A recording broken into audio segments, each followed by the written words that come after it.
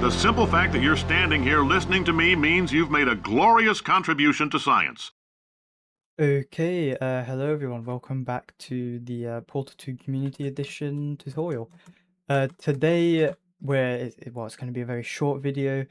We're going to be going over the very basic puzzle elements for you to put in your test chamber. Although this video is going to be a short one, I'll still put like a list of what we're doing in this video on the screen. Basically, we're literally just going to be adding a cube, a button, and a test chamber door, and then like connecting them with the proper logic. And don't worry, because you do not need to know like any sort of programming language beforehand. You don't need to know any of that. As long as you can literally use a spreadsheet, it's that simple.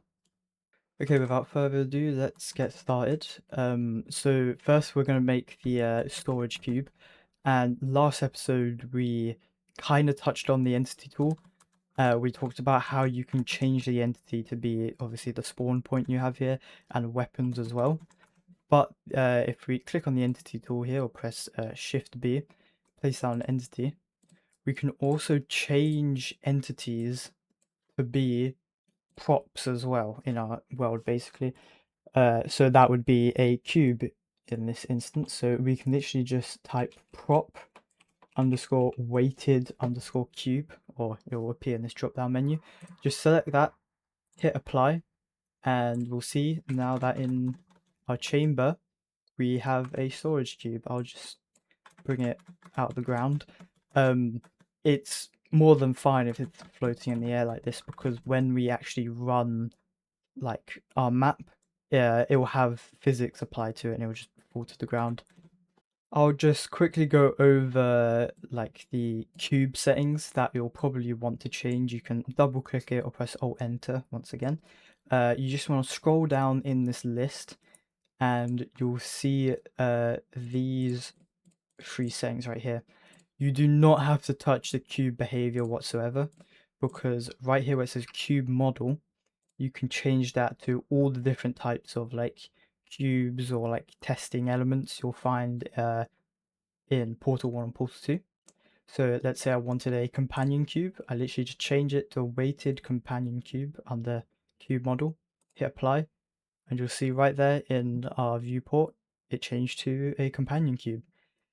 I do want to say one thing though, if you've ever like watched another hammer tutorial, the Strata version of Hammer has kind of updated these settings. So if those other tutorials have told you to use the skin type and the cube type, don't use them. Use the cube model instead. That's the more updated version. And you can also see it by the fact that it says old on the settings. Okay, let's actually get a button and a door in our map here. So once again, we just want to go back to the entity tool, place down an entity, selection tool, double click or Alt Enter, and we want to change this to prop underscore floor button right here. Change it to that, hit apply, and you'll see now in our scene that we literally just have a normal button for us to put our cube on. Next is the actual like test chamber door that you'll see at the exits and the entrances of like any test chamber ever made basically. We want to, again, entity tool, place it down, open the properties, and we want to search, I think it's test, if I can type test chamber, there we go, prop underscore test chamber underscore door. Just select that, hit apply, and you'll see in our little scene here that we have an actual test chamber door. I'm just going to rotate it so that's facing us. Now, obviously, if we run our test chamber now, the button's not going to do anything, the door isn't going to open. So we actually have to set up the logic for that. And it's really important that you name both the button and the test chamber door. Not only just for like, you know, convenience, find different objects, but also in the for the outputs basically and the logic, it needs a name so it knows what entity it's targeting. So all we want to do is rename our test chamber door to whatever. I'm just going to rename it to door. When we hit apply, and that's named door now, and I'll rename our button just to button. And you can always change the name. It literally says right here, name, right there in the settings.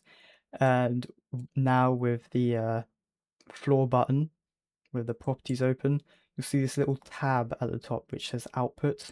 Just want to click on that, and we want to click on add. So we want to specify what is going to trigger this output, which entity it's going to apply that output to, and basically what you want it to do. So what we want to do is search up the name that we gave the door, which for me it was just door, and don't put it in the first field, put it in this one, target entities named, put it in there. My output named, we want to change that to on pressed, because my output named is basically saying what event should trigger this. And then it says target entities, we want to target the door. Via this input is saying what event should it actually do. We want to just open the door. So we can literally just hit apply, and that's it, that's the logic done. If you also want to make it so when you take the cube off the button, it closes the door, you just want to copy the output with these two buttons here and then paste it, and then change it from on pressed to on unpressed, and via this input you want to change that to close, and it's as simple as that. And we can literally just compile our map and run it and see how it works. Okay, we've loaded into our map here. We can see we have the things that we've put in and our cube. We can pick it up just as normal, and if we take it over to the button, we place it on the button, it should open the door now. So there you go, it opens the door, and if we take it off, it closes the door. And that's literally how simple it is. No programming necessary, it just does it for you. So I know this video was a short one, but experiment with the things that I taught you.